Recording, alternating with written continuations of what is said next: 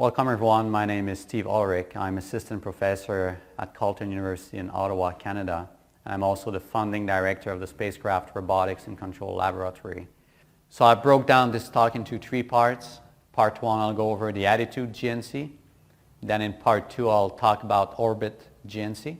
And finally, I'll talk about the two application examples I've just described. Another way to stabilize the attitude on orbit is to use what's called a gravity gradient stabilization. So if you imagine a dumbbell in space with two masses, M1 and M2, as shown here on the diagram. So in this particular configuration, M1 is closer to the ground, M2 is further away, such that M1 will experience a larger gravitational force compared to M2, by being further away from the Earth, will experience a smaller gravitational force. And because the center of gravity is slightly below the center of mass in that configuration, that creates a restoring torque about the center of mass of the body or the dumbbell in space. And that restoring torque will kind of naturally align the body or the dumbbell along an equilibrium attitude shown on the right-hand side here on the slide. And if you look at the equation that predicts the gravity gradient torque, so the restoring torque applied onto the satellite, you'll realize that it's proportional to the difference in principal moments of inertia of the body. So to maximize the gravity gradient stabilization, people are designing the satellite in such a way that the differences between those principal moments of inertia are as large as possible, and practically to do it by extending booms or deployable structure out of the satellite, again to maximize the gravity gradient effect by again maximizing the difference in principal moments of inertia. What's good about it is that it's passive stabilization. It doesn't cost anything in terms of electrical power. It's done naturally by the dynamics, the on-orbit dynamics. However, it only stabilizes the attitude along 2 out of the 3 axes. And the pointing accuracy is somewhat poor. We're talking about 10, 15 degrees of accuracy in pointing accuracy. And there's also the risk that the spacecraft decides to flip over. That's because there are 2 natural equilibrium in terms of gravity gradient. So pointing down or pointing up. So depending on the attitude perturbations affecting the spacecraft, it might at one point decide to flip over, which is not a desirable effect, of course. Another way that you can stabilize the attitude of a spacecraft is by using the magnetic field of the Earth through what's called the B-dot control strategy. So the B-dot control strategy is widely used to detumble or to slow down the rotational motion after a spacecraft is deployed on orbit. So because originally when the spacecraft is separated from the launching vehicle, it kind of tumbles about the Altry axis, and you want to stabilize this motion. And this is done by having a coil on board the spacecraft referred to as a magnetorquer, through which you control the current and hence control the dipole moment. And the interaction of this dipole with the natural magnetic field of the Earth will create a torque according to this equation that you see here. So the applied magnetic torque onto the spacecraft is simply the magnetic moment applied by this coil on board the spacecraft and the Earth's magnetic field. So there are different ways that you can specify the coil magnetic moment that you want to generate. But if you use this control law here, which is simply minus k times the time derivative of the magnetic field, denoted as B, hence the name B dot of this control strategy, well, if you do the math, you'll end up by getting a negative rate of rotational energy accumulation, meaning that you will remove rotational energy as time goes by. So typically within 5 or 6 orbits, by applying this particular magnetic moment onto the magnetorquer on board the spacecraft, and by having the natural interaction between this instrument and the Earth's magnetic field, you'll be able to stabilize the initial tumbling rotational motion within, again, 5 or 6 orbits. And eventually you'll end up with a spacecraft aligned with the Earth's magnetic field. So if you just keep applying the same moment, you'll end up having the attitude of the spacecraft flipping twice per orbit as it's following the natural Earth's magnetic field. Another way to control the attitude about all three axes in a very accurate manner is to use what's called zero momentum three-axis control. So that's an active control technique that uses either reaction wheels, control moment gyros, or thrusters. So reaction wheels are just hardware devices that typically are electrical motors that you control the rotational rate. And by virtue of action-reaction principle, Newton's law, if you spin the wheel in one direction, the spacecraft is going to rotate in the opposite direction. And that's how you can control precisely the attitude about all three axes of your spacecraft by having three, say, reaction wheels. Or typically we have 4 of them for redundancy purposes, and you arrange them in a pyramidal configuration. That's one way of doing it, so reaction wheels. So they generate a torque by varying the angular velocity of those little motors. Another way that you can generate a torque is by having a constant rotational speed for the spinning wheels, but this time by changing the axis of rotation, and that is referred to as control moment gyros. It's slightly more complex because you have to control the axis of rotation as opposed to simply controlling the speed of rotation of your wheels. And a third way to do it is by having onboard fuel and using thrusters that expel particles. So again, action, reaction, by expelling particles or propellant in one direction, the spacecraft will want to propel itself in the opposite direction. So by controlling pairs of those thrusters, you can control the attitude about all three axes. And that allows you to use very fancy attitude control techniques that are based on nonlinear or robust or optimal or adaptive control theories. And again, this is very accurate. But on the downside, these are active control methods, so they require either onboard fuel in the case where you're using thrusters, or electrical energy for rotational wheels, such as reaction wheels or control moment gyros. All right, so that concludes part 1, which was all about attitude GNC. Now we're ready to move on to the orbit GNC. So as I mentioned earlier, the objective here is to modify the velocity of a spacecraft to achieve or maintain a desired orbit, which is either specified in terms of orbital elements that specify the size, the shape, and the three-dimensional orientation of the orbit, or desired orbit defined in terms of desired position and velocity. So similarly to the attitude GNC, the orbit GNC also interfaces with sensors and actuators. In that case, specifically with orbit sensors that will measure the current orbital states, position, velocity, and the orbit actuators that will apply the forces that are needed to either accelerate or decelerate the spacecraft accordingly to the desired orbital states, again specified in terms of waypoints or smooth trajectory in terms of position, velocity, or in terms of orbital elements. So that's a high-level block scheme diagram that shows the interfaces between the orbit GNC software and the actual spacecraft hardware.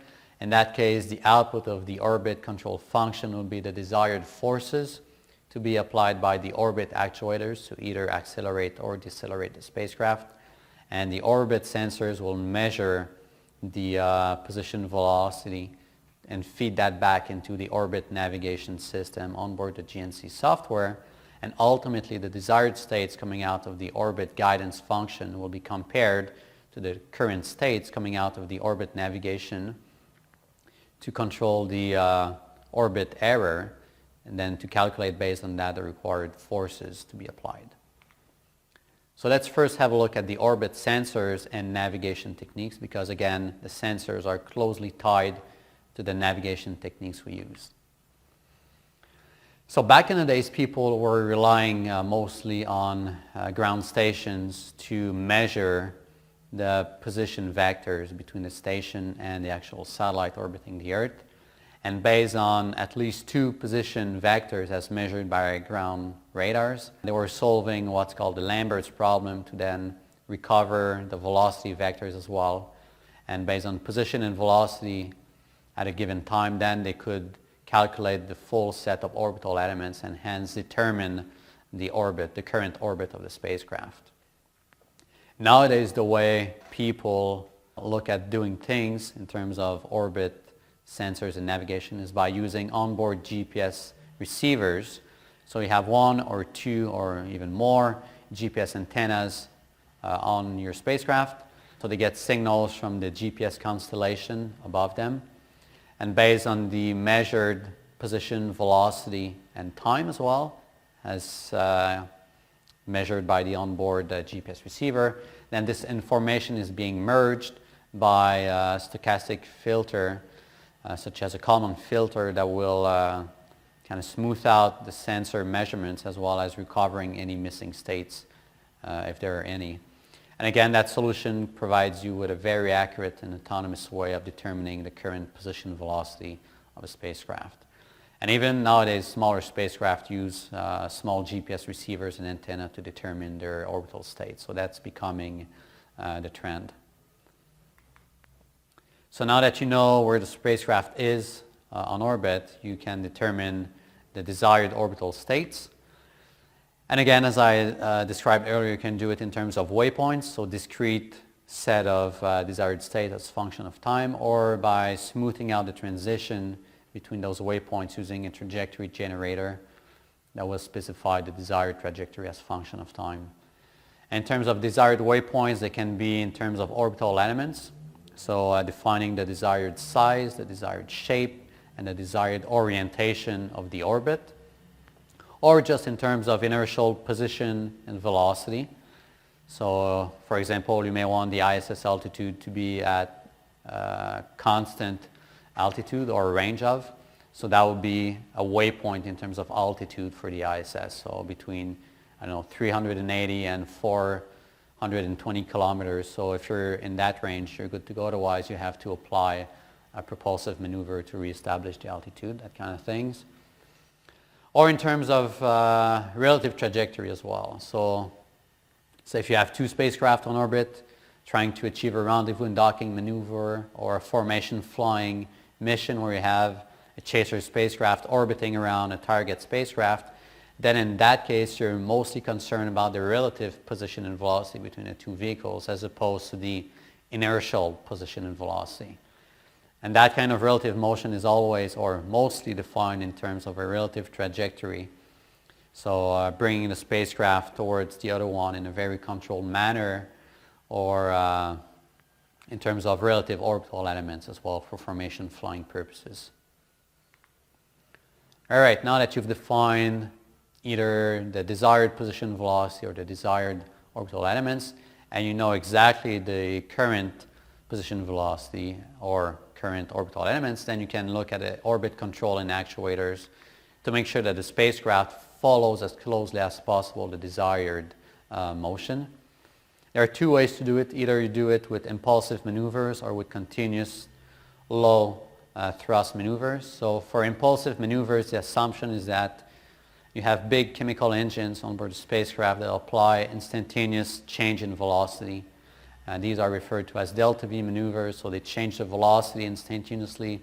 So that's done mostly to compensate for orbital injection errors. So whenever the launch vehicle deploys a spacecraft, there might be some errors in terms of the desired orbit you want to be in. So you can compensate for that kind of errors using impulsive maneuvers. And there are actually equations that relate changes in orbital elements to the control input accelerations that you need to apply to correct those orbital elements. These equations are referred to as the Gauss variational equations, or also sometimes referred to as the planetary equations. I won't show them, it's beyond the scope, but just to let you know that these kind of equations exist. Or again, as I touched base earlier, you can use impulsive maneuvers once in a while to raise the altitude to compensate for drag. That's always lowering the altitude. So ISS does impulsive maneuvers once in a while to keep its current altitude to where it is. Or say if you want to go from a low Earth orbit, circular orbit, down to a geostationary orbit at 3,500 kilometers of altitude, which is another circular orbit, you need to do a geostationary transfer orbit. So that's done through the so-called Hohmann transfer orbital maneuver, And that one consists of applying two delta V maneuvers, or two changes in orbital velocities. One that will get you from the low Earth orbit, which is a circular orbit, down to an elliptical transfer orbit that will connect the low Earth orbit to the large circular orbit at 3,500 kilometers of altitude. And then you recircularize the transfer elliptical orbit down to the large circular orbit using the second delta V maneuver. Impulsive maneuvers are often used as well to perform what's called an orbit phasing maneuver. So the objective here is to reduce the distances between two spacecraft, or reduces the difference in true anomalies between two space vehicles. I'm sure you know what I'm talking about if you watched the lecture on orbital mechanics. So you apply one delta V maneuver to kind of lower the apogee of one spacecraft such that it catches up with the other spacecraft one orbit at a time. Or you can do those kind of maneuvers using continuous thrust to track, say, a desired position profile as a function of time. But that uses electrical propulsion as opposed to big chemical engines. Electrical propulsion is based on the principle that you eject some small particles a little bit at a time so that you get millinewton of thrust in the opposite direction. That's widely used for formation flying purposes, where you need to fine-tune the relative position between the two spacecraft. So instead of giving a big push, you just slowly and continuously tracking the relative motion using electrical engines. On the downside, they require a lot of electrical power, obviously. So that pretty much summarizes the orbit GNC aspect. Now we'll have a look at two application examples coming out of my lab. So the first one is the torque optimal guidance law. So again, a guidance law in terms of attitude is responsible to generating the desired attitude profile as a function of time to bring the spacecraft from its current orientation up to the desired orientation. And here we decided to do this in a torque optimal way, meaning that we're interested into reorienting our spacecraft along a single axis by minimizing the usage of the onboard actuators. In that case, we're using reaction wheels. And the desired trajectory was a 180-degree maneuver along one spin axis indicated by the red arrow in the diagram here. That was the z-axis of the body fixed reference frame. So if you use a typical eigenaxis rotation, which is a typical way of people reorient spacecraft on orbit, you end up using a lot of your reaction wheel angular momentum. So that's not too much of a good news. But if you use onboard intelligence, that will generate a smart profile, if you will, connecting the two boundary points, so the current attitude up to the desired attitude, which corresponds in that case to a rest-to-rest 180-degree rotational maneuver. Well, if you do that using optimal control techniques, in that case nonlinear Gauss pseudospectral optimization techniques, you end up doing the same kind of maneuver, but this time minimizing the usage of your onboard actuators by making use of the environmental perturbations affecting the spacecraft. This idea is not new. That was used namely on ISS a couple of years ago to do a 180-degree attitude maneuver of the International Space Station by using optimal control techniques, so similar idea than what we've done here. And they ended up saving a lot of electrical power, and in terms of cost saving, they estimated that they saved a couple of $1 million just for that single attitude maneuver. So that kind of optimal reorientation guidance laws are very, very useful in practice.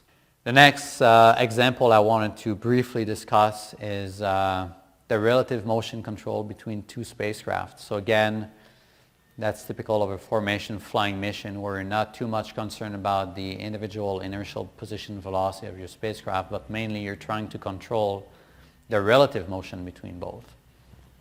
So in that case, we're trying to have a chaser spacecraft follow a projected circular orbit around a target spacecraft. A projected circular orbit is a type of relative motion that would describe the perfect circle in the along track radial direction. So that's quite useful for Earth observation purposes, and a PCO, or a projected circular orbit, is commonly used in spacecraft formation flying missions. So if you try to do that kind of relative motion, so chaser following a circular orbit around a target spacecraft, and if you use a PD controller, so proportional derivative controller, which is a fixed gain control approach, again, PD controllers are used everywhere in robotics, unmanned aerial vehicles, spacecraft as well. So that's a typical control law.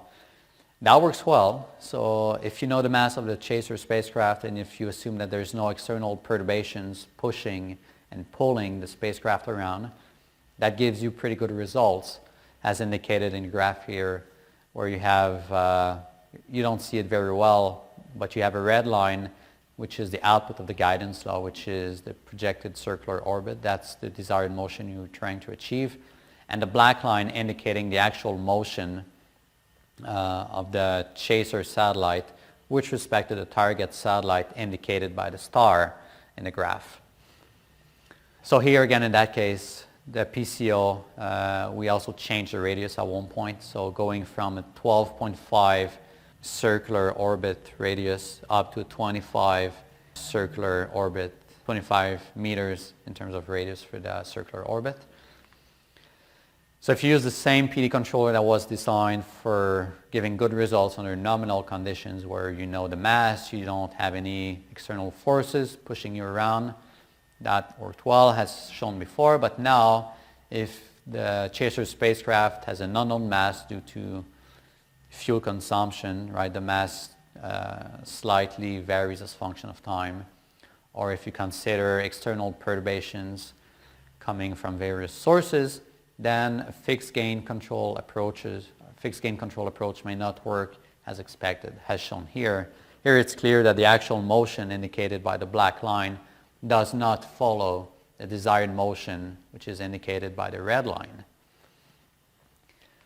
On the other hand, if you use an adaptive control technique, which will vary its controller gains in real time to give you some good tracking performance in terms of forcing the actual spacecraft to behave as closely as possible to what's specified by the guidance law, then again, under nominal conditions, you get good results, as indicated in the graph here, and that is expected for any control law, including the PD control law as shown before.